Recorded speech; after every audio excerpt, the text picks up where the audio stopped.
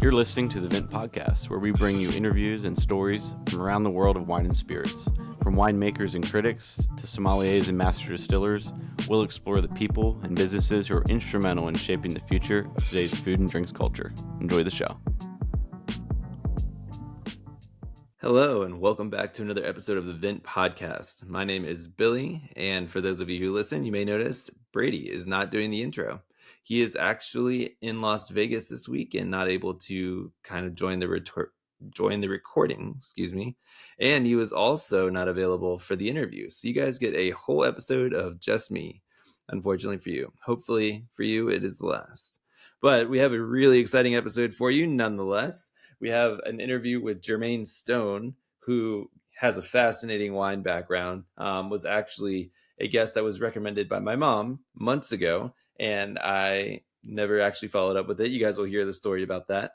And his team reached out to us because he's coming out with a new wine and food show called Street Somm, in conjunction with Tastemade and Constellation brands. But we'll get into that a little bit more towards the end of this intro here before the interview. I'll give you guys more details on who he is and a little bit more about his background. Before we dive in, we can give you guys our standard fun wine updates first. I've been traveling over the past 5 days as well. I was in Montreal and Vermont, which, we've kind of teased this. Brady was recently in Vermont as well. But it was my first time both in Montreal and going down to Stowe. And it was really interesting. I was blown away by the food scene in Montreal. We actually didn't spend that much time on the food and wine scene there. We went to an amazing little place, if you guys are in the area, called Liem Papillon. It was part of this other broader wine group of well-known restaurants that were pretty cool. I mean, we went there and it was just like a little great, French themed. It's in Montreal, so everything is both in French and English. But the wine list was amazing. It was just a great vibe. It almost it felt like you're in a Paris little bistro wine bar. It was an amazing little spot there, and we went to a bunch of other interesting spots bouncing around. The town was just kind of full of different pockets of personality that I wasn't expecting. So that was really exciting. And then we made it down to Vermont.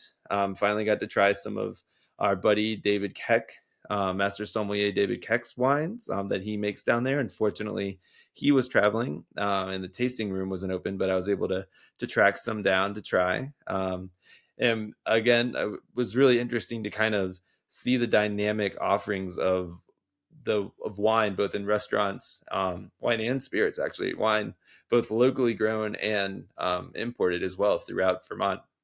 I think one we were actually in a small town called Woodstock, which I thought we were actually visiting the place where the concert was. Turns out that was in New York.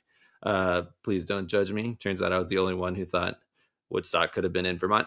But we went to a cool little shop there, and they had Patty Green and also it's escaping me, but another excellent Oregon producer just available in this wine shop, mixed in with all of these other different wines. So it was really kind of cool to see the thought and care that even in some of these small towns in Vermont, a lot of quality wines were available. And speaking of that, the one that I was most impressed with, we made a little stop. It was kind of just south of Stowe. It's also just outside of Montpelier, to a little place called The Local. I think the website's The Local VT. So if you search that, you'll be able to find the wine shop. And it was really cool. I was able to speak with the proprietor there, Jack. He was really nice. But prior to even speaking with him, I just walked around the wine shop. I was actually looking for David's wines, which I found a couple of bottles, which was awesome. Ended up buying one of them. And then, but as I was going around, there were wines from all over the world with a really diverse selection, from Beaujolais to fortified or sweet wines from even places like South Africa. There was an excellent Barolo and Piemonte selection in general, but every region had really thoughtfully picked out bottles of really interesting producers as well. It wasn't just kind of a mainstream smattering. So I highly recommend if you're in the area. Jack also let me know they do tastings. He showed me this really cool tasting room. So if you're in the area, whether it be Stowe and you want to pop down, or Montpelier, definitely stop by and see if they're doing any tastings, because it looks like a really cool tasting room, and the wines were a great, highly curated selection. Can't recommend it more based on my experience there. So go say hi to Jack at the local VT in Vermont. After you go visit Jack in Vermont, then you should drink some sherry. Yes, that is what we are drinking this week. Basically, what we ended up doing is last weekend, we went back up to Vermont, and then we ended up walking around the old quarter, I guess, the older area a little bit. And I found a bar that had an extensive sherry and vermouth list, extensive by, normal restaurant standards. So we went there, and my fiance got a sherry. I ended up with another fortified wine that was it wasn't necessarily a wine, it was a cocktail, and I kind of asked them to pick out something they thought was interesting based on certain parameters, and they ended up picking out something kind of strange, but I was happy to have the sherry. And the waitress was very proud of their sherry list, and asking us if places in LA had as large of a sherry list, saying that they were some of the largest in Montreal. So that got me kind of pontificating to my fiance about how sherry is underrated and how it should have more of a following. And with that, I wanted to share, have that be the wine of the week this week. I want everybody to kind of, if you have any preconceived notions, some people think sherry is only sweet. I just want everybody to kind of think about, there's so many different styles of sherry, and dry sherry alone, there's 4 styles, including like Fino / Manzanilla. That was basically a very like dry white wine that can almost be used, with any meal. It's perfect with like almost all foods. There's Oloroso, which is nice and full bodied and kind of nutty and almost caramelly on the nose. But it's also dry, so it works really well. In Virginia Beach, where I grew up, they would also always have it with she crab soup. There's Amontillados and Palo Cortados that are still both dry, that also, have a little bit of elements of both the Fino and the Oloroso. And of course, everybody, kind of is more familiar with the sweetened sherries, the cream sherries, the pale cream, medium cream. These are actually wines that are dry wines to begin with, whether the Fino or the Oloroso, and then they're sweetened with a sweetening agent. Typically, another sherry wine called PX, which is a wine that's basically Pedro Jimenez is a grape. They'll grow it. It'll get very ripe. They'll either leave it on the vine a long time, or they'll pick it when it's ripe and then dry it out on mats. And it creates a really almost like syrupy sweet wine. A lot of people even put that on ice cream. But then they use that very sweet wine to mix with either Oloroso to create the medium and cream sherries. And then the pale creams are actually made with a different kind of sweetening agent that doesn't have as much character, really. But so there you go. So you kind of have some dry sherries. You have the sweetened ones. There are sweet sherries beyond even just Pedro Jimenez that are made naturally. They're harder to find. They're made from a grape called Moscatel. And they both kind of can be in an oxidative manner, which means they kind of are exposed to oxygen and develop some of those secondary and tertiary notes. And they can also be made in a primary manner, which means that they're showing floral and grapey notes. But that makes it a little different, I guess, than the Pedro Jimenez, which I mentioned earlier as super sweet, very like molasses and really rich caramel notes. That wine is always made in an oxidative style. So when I say oxidative, I guess I didn't really touch on that with like the Oloroso, for example, and the Pedro Jimenez. What they'll do is they'll put them in a barrel and not fill up the barrel all the way. So that leaves the top of the wine and the top, part of the barrel full of oxygen. The wine is interacting with that oxygen. It creates more of these kind of nuts, caramel, oxidative kind of notes. And that kind of makes the wine just kind of adds its layers of depth and complexity, both to the nose and the palate, which are very appealing, especially with the Oloroso, which has such a nice dry finish. And I guess as long as we're talking about how they're made, I didn't really want to get into it because I think it's a little complex for everyone. It can be boring, but the Finos, the dry ones, the ones that are basically like a dry white wine, Olorosos are also dry, but the Finos that are basically like a dry white wine are also put in barrels after they're fortified. But you know what? We'll get into a Sherry 101 in a future date, because I think there's a lot to talk about, and I don't really want to bore everyone with the whole fortification process and then the other process. But just think about that Olorosos are exposed to oxygen. Finos and manzanillas are not. And they can basically act like a dry white wine in any sense. Even the Olorosos are perfect with really rich soups and bisques. Finos can be made with or enjoyed with like charcuterie, even seafood. I mean, it's such a versatile wine. And then Amontillados and Palo Cortados are all right in there. And then everybody should be exploring the sweetened and sweet versions of sherry for dessert type wines, or basically just other really rich, amazingly complex wines. But anyway, we'll get into a full sherry episode down the line. I got myself a little excited there. But for today, let's get to our interview with Jermaine Stone. Jermaine has such an interesting story. He grew up in the Bronx. He wanted to be a rapper. He ended up working at different auction houses, and he ended up kind of starting out helping with boxes and packing. And then he worked his way up and became, very involved in heading up, even like a director of operations. So he basically climbed the ladder, fell like up into wine, if you want to say fall. Basically, he started learning more and more about wine through just work, while still also maintaining his love of hip hop and all of that type of stuff as well. So what this let him do is he basically built this really prestigious career in wine. He ended up moving to LA after New York and helping Wally's start their auction program. Wally's is a very well-known fine wine shop out here in Los Angeles. And then he ended up continuing just to basically evolve everything that he's been doing and continue to create new wine focused projects. So he has this wine podcast, basically just called Hip Hop and Wine, or Wine and Hip Hop. Sorry, Jermaine, I got it backwards. Wine and Hip Hop. He started Cru Luv Wine, which is basically kind of a marketing agency or a marketing group that basically helps advise people on how to bring wine and hip hop culture together. And basically he's been promoting wine in such a unique way that he ended up connecting with Tastemade and Constellation brands to come out with this new series called Street Somm, which is what I referenced earlier.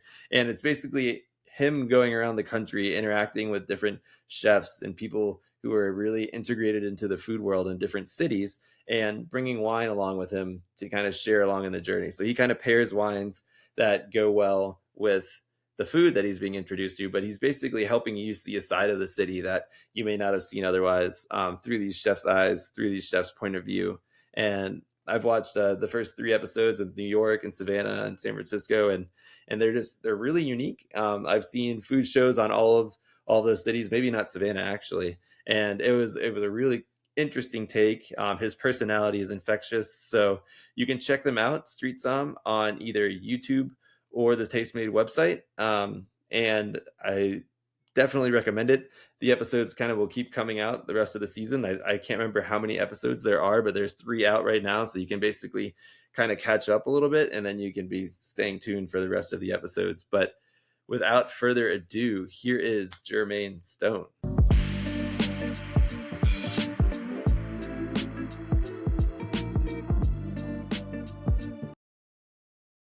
Hi, Jermaine. Thank you so much for joining us today.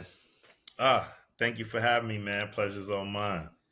Yeah, I'm not sure if your team let you know, but so I first thought about having you on the podcast in a really interesting way. My mom sends to basically cut out newspaper articles. She lives in Virginia. Right. I live in California now. So rather than sending me links to news, she'll just cut them out. So every time I see her, she gives me a envelope of newspapers.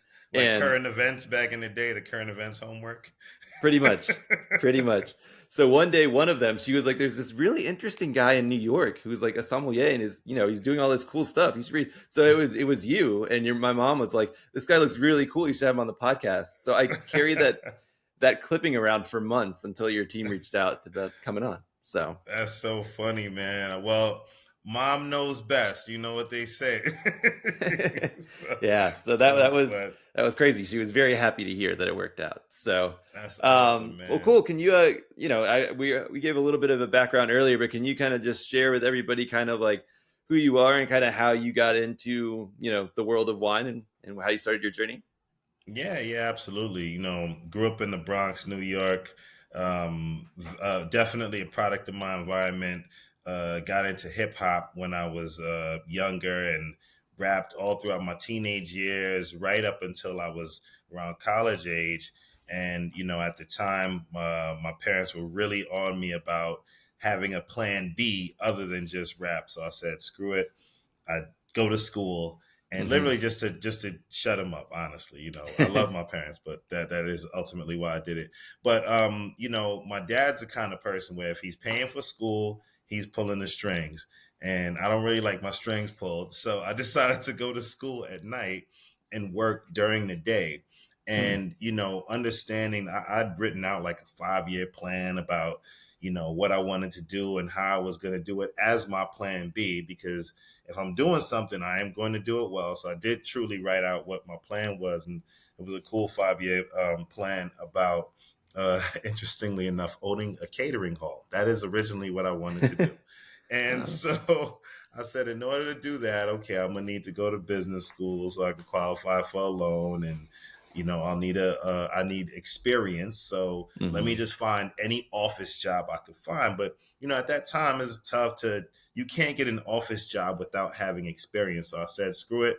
I'll take any job I can find and work my way from the bottom of a company to just work in an office. And it just so happened that the job I found, which fit those daytime hours I wanted, was at a wine storage facility, which was the fulfillment house for a wine auction house. And that's Zacky's up in Westchester. And, who knew that job would change my life? But I took this job still thinking that rap was my plan A. And although I was in love with hip hop, I fell out of love with the hip hop business and fell in love with the wine business during that time when I was working in the warehouse. So my first job was shipping clerk, simply the dude packing boxes, and just being in that environment, being around a completely different element from what I grew up in the Bronx, like really interested me. But not only that, my deep love for hip hop also kind of made me feel like I belonged and felt comfortable in this audience, because so much of the stuff I was around and the stuff that I was experiencing were the things that rappers talked about in their records. So, I had Biggie talking about, saying escargot, my cargo is 160. I'd be now in restaurants eating escargot. Or, when he talks about being in restaurants with mandolins and violins, I'd be in restaurants where they playing these types of instruments. So it felt like, okay, I grew up into the lifestyle that these rappers are talking about. And it allowed me to feel comfortable. But separately, being in wine auction is a really interesting business because it's so relationship based. Deals come very fast, and you work with a really small set of clients, so you end up becoming friends with everybody. And you would think a young black dude from the Bronx would feel out of place or be a little bit ostracized, but really what I found was so many people were interested by my background, because they, in that space, they didn't get the opportunity to hang out with dudes like me, one, or two, even finding that guys like me were approachable. So it was always a cultural revolving door where they were teaching me about wine and wine culture and vice versa. But separately, I was hanging out with, millionaire collectors, best winemakers all over the world. And that's how I grew up, so throughout that time in wine auction, started out packing boxes. My last job was auction director. And after, I left wine auction, I went on to begin my own consulting business, which is Cru Luv Selections, where I started out actually servicing those same types of auction clients. My background in wine auction was in business operations, so that's why they called me the Wolf of Wine. I was like a fixer. I'm like the Wolf from Pulp Fiction, not the Wolf of Wall Street. The Wolf from Pulp Fiction. Yeah. I was a fixer. When you run into a situation you don't know how to solve, I was a dude that you would call. So after my time in wine auction, I just went on consulting in that same capacity. But, I always had friends in both spaces. I never lost contact with all the people I grew up with. And so many of my friends I grew up with rapping went on to, pursue professional careers and become like professional rappers and DJs. And, so wow. I always had that connection with that culture. And I would still show up to the studio, hang out with my friends, see stuff. And I always wanted to find a way to bridge those worlds. I thought, my friends are buying expensive bottles in the club. Why wouldn't they buy an expensive bottle in the store? And it is likely better quality, and you can enjoy it the way that you want to enjoy it. So I wanted to find a way to bring that world together as a consultant, but I knew I needed to do that slowly. So I started my podcast for really two reasons. One, to introduce wine culture to a new audience, but two, really to stay in front of my consulting clients. As an independent consultant coming from wine auction, it's a super high-end business, and it's expensive to market yourself in that space. So, if I'm not at wine auction, I'm not at those auctions, I'm not at the expensive dinners anymore. So how would I bring that audience to me? So I started Wine and Hip Hop Podcast, which where on every episode I blend my favorite. On every episode I would sit with different influencers from either the wine industry or the hip hop world.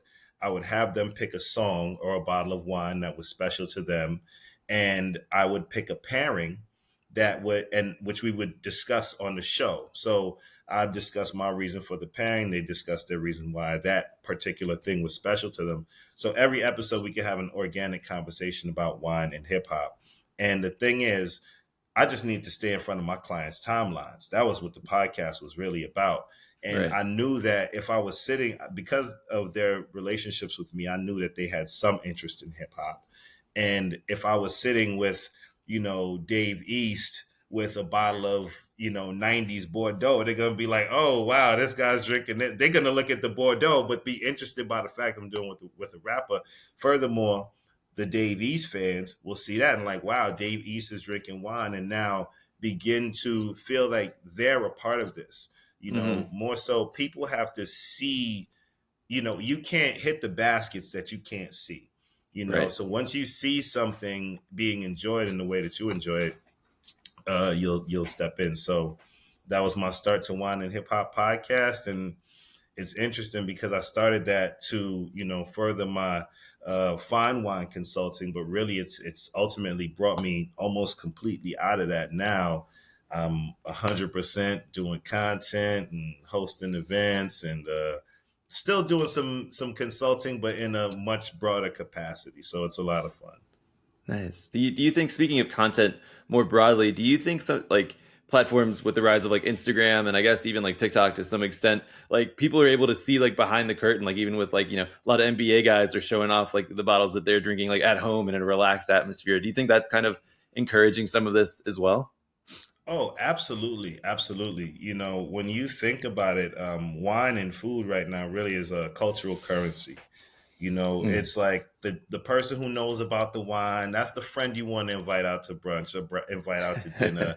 The person who knows what restaurants to go to, it's cultural currency. And I think that the artists and basketball players and everyone that's bringing that on understands that wine now really fits into that part of culture. I love that. I love that idea of cultural currency. I'm gonna tell everybody that's what I bring to the party. I try. I ain't got money. I got cultural currency though. Can I pay your culture? Oh, that's awesome. Well, all right. So then you started your podcast. You also did a lot of work on the West Coast, at Wally's, and helping start some stuff there in Los Angeles. Yeah. That was awesome. So how did this brings us to kind of what we really want to talk about today, which is your new series you're doing with Tastemade, as well as with Constellation Street Somm. Can you tell us more about that? Yeah. It's so funny because within that consulting space, Constellation was interesting. One of the companies I was consulting for, and I've been working with them since 2020. So it was beautiful to see that here in 2023, we were able to bring this relationship even to a much further place and a bigger platform. Mm-hmm. But it's interesting because this is really kind of where those two things intersected and branched off because, within itself, it's just amazing to be working with such huge companies like Constellation. Has been amazing and really. Can you share a little bit more about Constellation? I think our audience is familiar, but maybe throw out some of the brands that some people might know or Yeah, explain how big they absolutely. are? So essentially, this was a collaboration with Constellation and Tastemade. So for to create this studio to make original content around these great brands they have. So we're using brands like Robert Mondavi Winery, The Prisoner, Kim Crawford, Mayomi. So these are Rufino. These are everyday brands that you're going to see, and an amazing piece about that is that this really allows the show to be relatable and attainable. These are wines that are available in your market. Like sometimes you can go to 10 different restaurants on one street and you'll find 20 different wine lists. You know what I'm saying? So it can be fickle. So if we want to bring people in and we want to make it approachable and attainable, the wine has to be attainable as well. So it's just amazing to work with great partners like that. Cool. So like the show is called Street Somm. So what is the premise? You're going to these different cities and Yes. yeah, how Yeah, does it yeah. work? So I mean, it's funny because it really is kind of who I am. I'm like a street Somm, not quite a Somm, but but it's funny. So on Street Somm, I'm a traveling sommelier. I go city to city, linking up with different chefs in each spot, and they ultimately introduce me to the city through food. They each take me on like different amazing culinary journeys, but not just introduce me to the food. I also really get to know them. And honestly, throughout this whole season, I got to know myself a little bit more. It was Mm-hmm. interesting. But yeah, it's, getting to see each city in that way and getting to know the city through food has just been so fun. And, it really is a show where you'll walk away not just more culturally rich, but smarter with regard to wine. Because we got a great way about just like weaving the wine info in there and making it, wine is really just another character in the show. It's called Street Somm, but it's not a show about wine. It's about culture, people, and wine is another character on the show. Nice. I love that. All right. So is it also weaving in some of your love of like hip hop and music as well? Is that like as an element or? Oh, most definitely, most definitely. Everywhere I walk, there's gonna be a little bit of hip hop dripping in the room, So that's also the fun part. I think that for someone like me, to be introducing people into wine, it gives things a whole different perspective.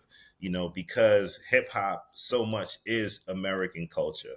Like when you look outside of the world and you say this person's dressed like an American, they probably got on like, a basketball jersey or something like that. It's just ultimately, I think that American culture has really been significantly influenced by hip hop. And with me, like how I talk, everything. There's an episode coming up in a few weeks where I actually rap in one of the episodes. Oh, all right.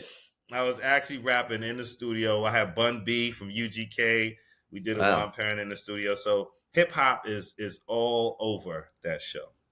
Nice. Yeah, like I love the idea. I don't think anybody's really done anything like that in the US. There was one episode of something that Action Bronson kind of did in Paris where it was a similar vibe where he wasn't focusing on the wine as much. It was like introducing to the chefs and the people. And I was like, oh, why don't more people, somebody should do this like in the US. And there you go. Yeah. Now you're Yeah. kind of on top of it. So are Yeah, you no, we try.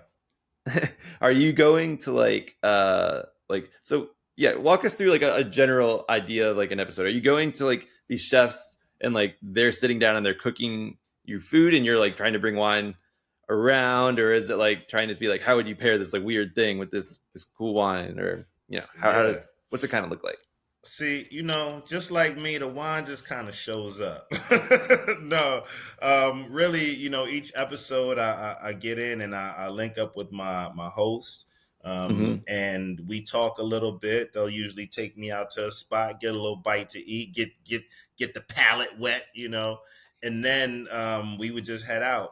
Usually we hit about 3 different spots each episode, and in each different location there's always just some amazing dish that each different chef is introducing me to for each location. and I'll always have a pairing for it. So you'll have a few opportunities to learn on each episode. Nice. Did you get to pick the destinations, or were you kind of hamstrung into where you needed to go? Nah, I was a part of it. I was a part of it. There were a lot of conversations about where we were gonna go, but you throw your hat out there and you hope. But it's a big team of people, so I was very very happy with the destinations we found. Nice. Well, I taking a was little. surprised by Savannah though. I have to say, when I saw Savannah on the list, I was like, huh, okay, I didn't really know. And actually, it's the episode that's coming out tonight. I'm not sure when this episode is coming out, but today's the second, and it'll be out tonight.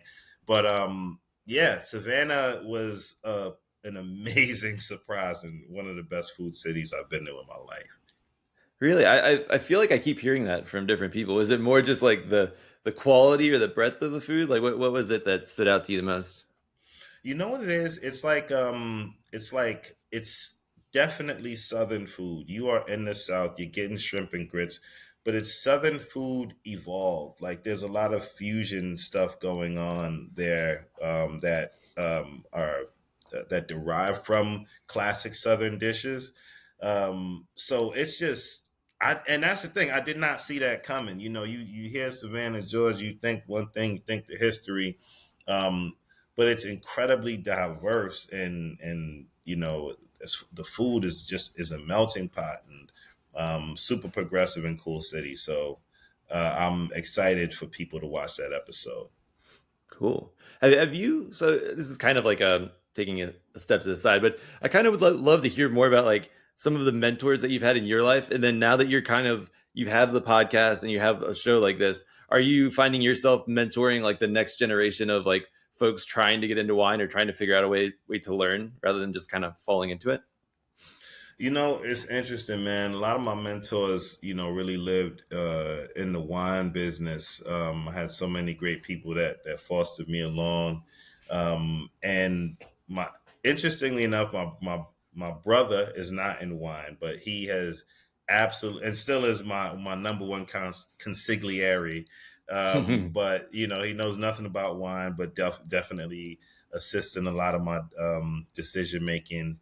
My dad also is, a guy raised in Jamaica in the 70s and, limited education, came here to the United States, made it something amazing for himself. We've been through a lot of struggles. I saw him struggle, but I also saw him build an amazing business on his own. So it kind of gave me the courage to be an entrepreneur. One of the things that I remember him saying to himself when he first started a business was like, if I could just hustle up enough to pay my rent, then I know I could figure it out from there. And I remember telling myself the same thing when I jumped off and started my own business. So, these are people that were, and he's just like incredibly smart. He's a never say die person. Like he always figures out a way. Mm-hmm. So, I definitely took a lot from him as well. So have you seen? Well, that's awesome. So have you seen like with your like Cru Luv and before even just going down like the street Somm in your podcast, have you found people kind of like reaching out in a way, or like I guess what has surprised you along the way? Is like have there been more folks, less folks, or is it like a different somebody like I've changed careers because of you? Yeah, it's so interesting. Actually, one more person I gotta give their flowers, man. André Mack. André Mack is the man. He's somebody I knew forever. I remember when I was in wine auction still, and he was just leaving per se, and we knew each other on Facebook. And then when we linked up, we was like, oh yeah, it's the other black guy, because there was nobody outside in the small NYC space here.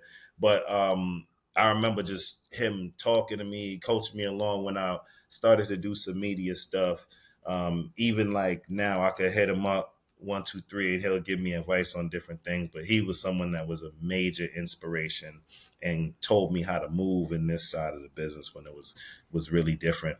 But to your question about other people reaching out, and I mean, it's amazing to see this stuff happen because now I've been in this side of it since 2016, doing content and trying to reach people.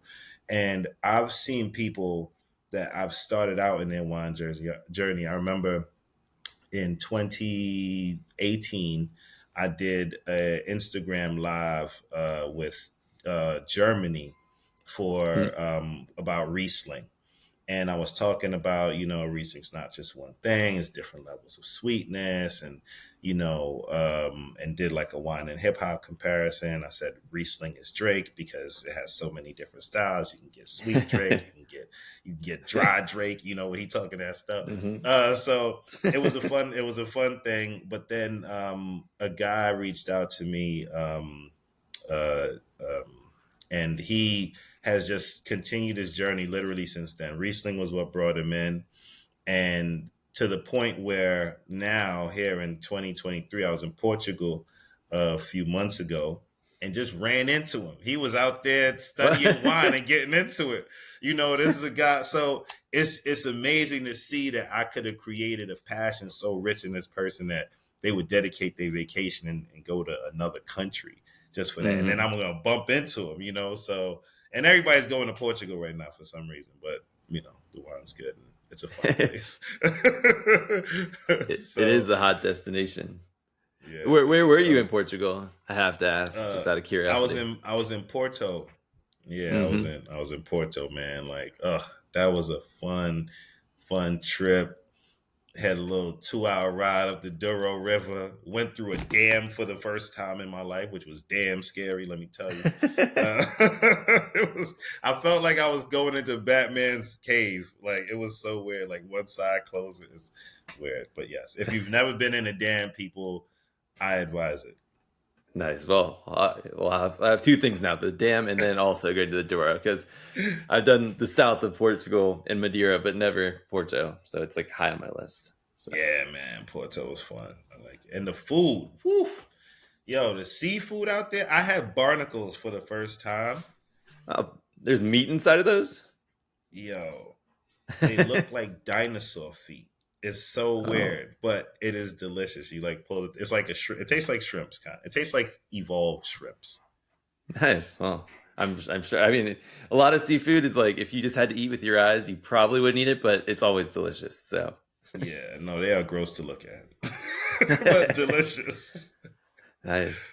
Well, mentioning André Mack, he was nice enough to join us on the podcast a while back as well, and it's kind of interesting his take on things, and also I used to work at VaynerMedia back in the day, and so Gary was obviously an early mover in terms of wine media, and then he's close with André, and it's kind of interesting to see how these folks basically, and I guess people like yourself too, it's being your authentic self through wine is now cool, and everybody's oh, it's so great, but then they've been doing it for so long before it was that was accepted. It used to be ostracized.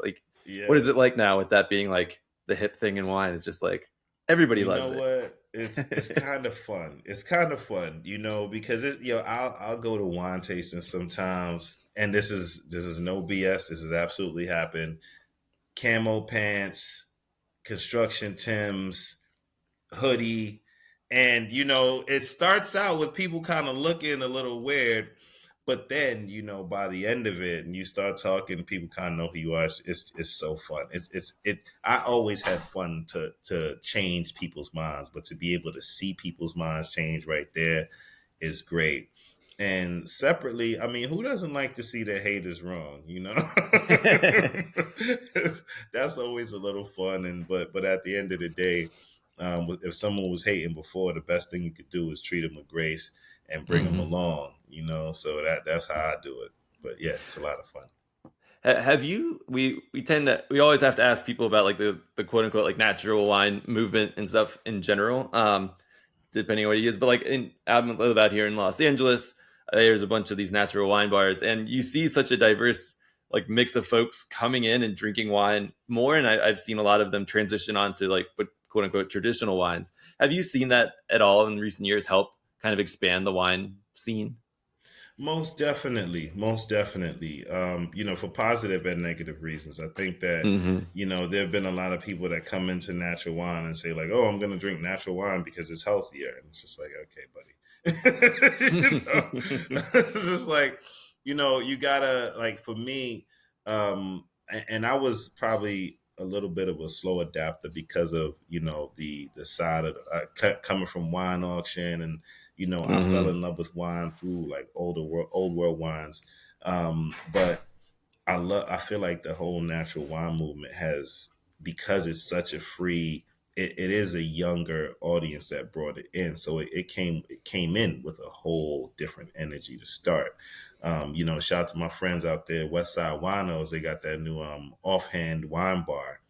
And they're all about natural wine, So I feel like that side of it has actually pushed to bring wine to a younger space overall and make wine more culturally relevant overall.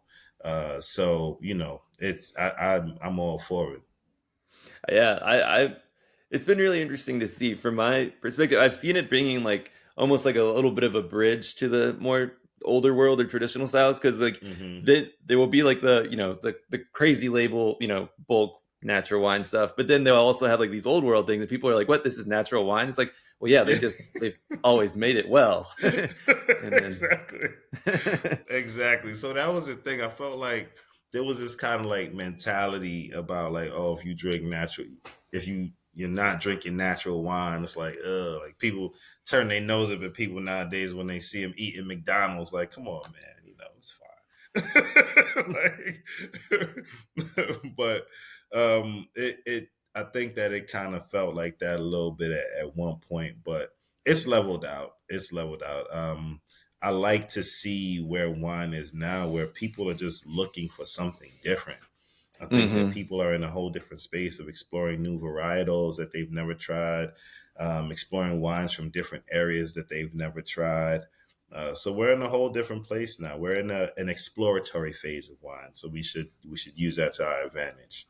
Yeah, that's awesome. Like I got into wine. I was actually working in advertising in New York, like I was saying, and then I just started reading about it. I was like 27 when I really like took it seriously. And so like I always read about these obscure varieties, and I'm always like, I would look around and be like, why isn't everybody like, these sound great? Why aren't people drinking these? So it's like, that's the fun part about it. That is the fun part. Like, have some fun with it. Try something different.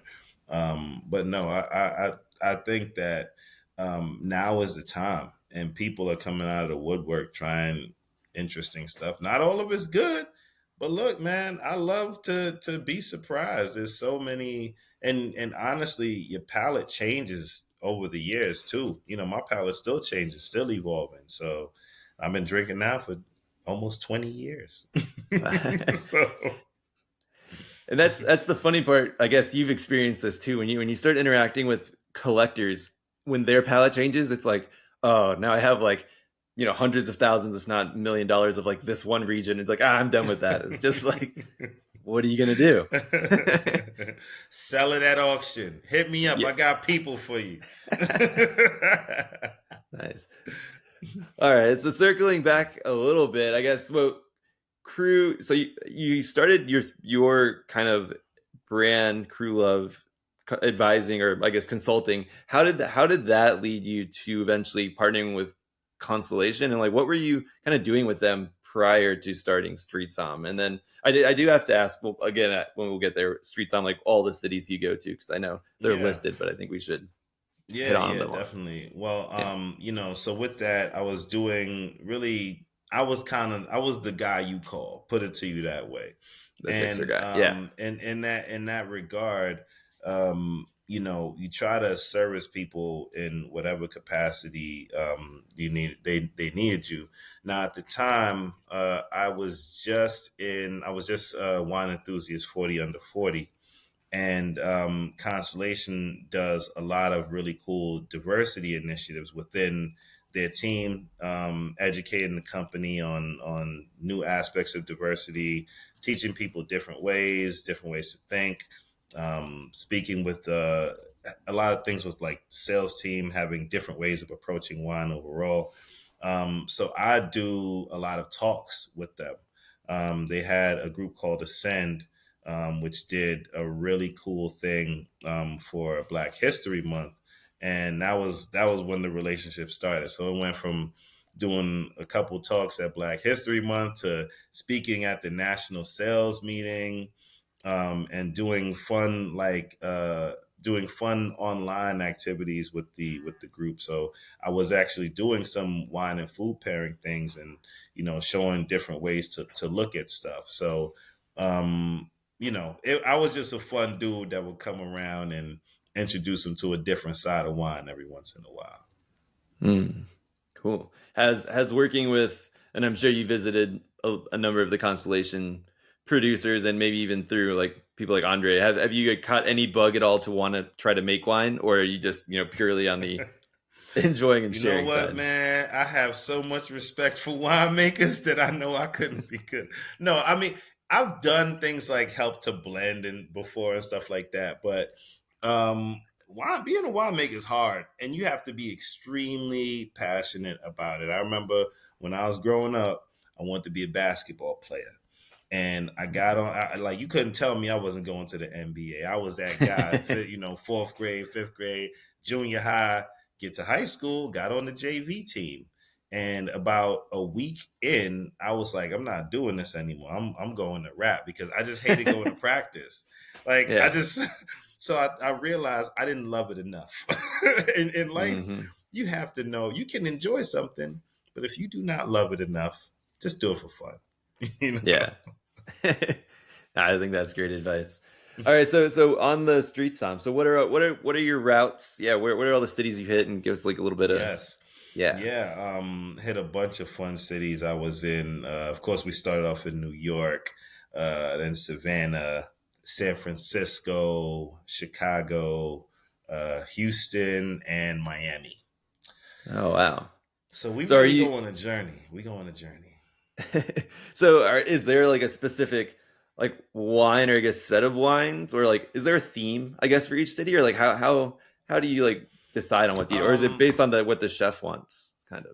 There's a bit of a story for each city because each city kind of has, I mean, cities have a ton of characters, but each city has its a little something to it. So for example, in Chicago, the theme was around art.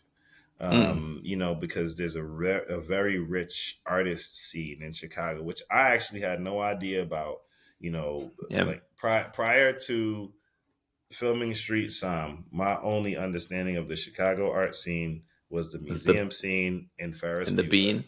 That was it. I ain't know nothing. I didn't even tie the Bean to art. Like, it was just, Ferris Bueller, they was in a museum. That was it. That was all I knew. But Jenny Vea is an amazing artist. She brought me through the city, had a lot of fun, great food and great art. But no, it was a very, very good show. Very good show. Nice. And then with San Francisco and I guess New York, were you hitting more of the not the stereotypical, but like the the classic wine spots, or were you trying to do more like off the beaten path a little bit stuff there? Definitely. NYC, I was very happy. We popped it off on all levels. We hit 11 Madison Park. Wow. Amazing establishment. Did a great food pairing there. But we also had just like some shakshuka from a little Jewish spot in Brooklyn. Had a spicy fried chicken, right? In Brooklyn. Nice. So some really, really cool stuff. But I mean, we're everywhere. In Savannah, we having a seafood boiling in the chef's backyard. That's awesome. With his neighbors coming over. In Hueston, we're in the studio with Bun B eating fried lobster. So we do. It's with this show, we want to help people understand wine has no boundaries. The only boundary that wine has is you. You are the only limiter. And guess what? It's not going to go too far, and it's not going to, be too reserved because it's you. Enjoy it how you want it. Bring it everywhere that you want it to be. Pair it with the foods that you like. The crust of the show is about breaking the conventional rules of how you thought you needed to approach wine and building new ones from scratch. Nice. So are you guys like, you're showing people you can like drink it. You don't have to drink it out of like a wine glass, for example, or like, you don't have to be all fancy about it. Yeah. Nah, we don't do any street corners, but I mean we do some stemless. We have had some stemless in the show, Going but crazy. but I do still try to make sure that we pay respect to wine culture. Ultimately, everything is there for a particular reason. Mm-hmm. It's just making sure that it's a reason that sits well with you. Yeah. We do stemless, of course. The stem is on the glass to not throw up the temperature of the wine. But sometimes, the risks are worth it. Sometimes you're not as pressed. Sometimes you're gonna throw it back a little bit faster. So don't press rules. Do whatever you want. Do what fits you. Yeah. That's my main thing. Only like I'm not. Everybody expects me to be like particular, but I'm like the only thing I really care about is the temperature. Like you were saying, like it can just like drastically improve your drinking experience if it's like if your white wine's not warm or like whatever the red is has it's just right how it's supposed to be. You're gonna like it more. I'm just trying to help you. Exactly. Yeah. So things exist for reasons. However, just make sure they apply for you. Yeah. Well, we always have to ask, what do you, so you're saying how your interests are changing. What are you personally into drinking right now? Is there anything that's like just top of mind or one of your favorite wines? Regions? Let's see. What am I drinking? Interestingly enough, and this is weird, like sometimes I'll have cravings for wine and I'll Mm-hmm. like taste a specific style, regional, varietal. But I mean, Merceau is my favorite style. It is my favorite area. So I love white Burgundy. I'll drink that all day, every day. But lately, I've been craving some champagne. I woke up yesterday craving champagne. I need whoever's out there. Like, please believe next time you see me and we drinking, it might be with some champagne. So that's what I'm on right now. Nice. Those are two things that certainly you can never go wrong with. I don't think anybody's ever.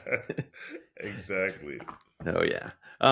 Cool. Well, thank you so much for joining. I guess we can wrap up here. We're almost close to time. So do you want to say like how often do these episodes come out? Is it weekly? I know they started, I guess, on the 25th of September. Yep. So start of September 5th, we dropping every Monday at 7 p.m. on Tastemade. Make sure you stream that. Man, I'm so proud of that show. It feels great. And I got recognized the other day randomly at a party, which means that people are watching it and liking it. So I hope everyone goes out and enjoys it. Awesome. Well, I have one more question I have to ask. So what after this? What's next? What's next for you? Do you have plans? Hopefully season 2. There's a lot happening. I'm actually heading to France on Thursday. I'm going to be hosting a huge event at Clos de Vougeot. Oh wow! Mike D from the Beastie Boys is DJing. He backing me up. Oh wow! When I was in Hueston in the studio on Street Somm, I did spit some bars. I linked up with a multi-platinum producer in there, and so people will get to see me rap on the show. But it kind of sparked a bug, and so I am dropping a little 5-song EP. Which will be out this fall. It might be out before the end of the month. Who knows? Who knows how I'm feeling? But yeah, doing a bunch of stuff. I'm all over the place. People can probably catch me at some events, and definitely every Monday at 7 p.m. on Tastemade Street Somm. Nice. What are your social handles as well? If people want to follow your journeys. Yeah, at Real Wolf of Wine on Instagram or at Wine and Hip Hop Show. Either one of those. I really have a lot of fun on Instagram, so people get an opportunity to roll with me. There's always gonna be some dope music, so you can bet that, and I try to throw some funny stuff in there every once in a while. Awesome. Well, thank you so much for joining. It was great to have you, and everybody. Yeah, I'm really excited to go check out all the videos. Street Somm. Yeah, pretty pumped. So sweet. Thanks man. again for joining. Billy, thank you for having me on, man. Appreciate it. Yeah, likewise. Cheers.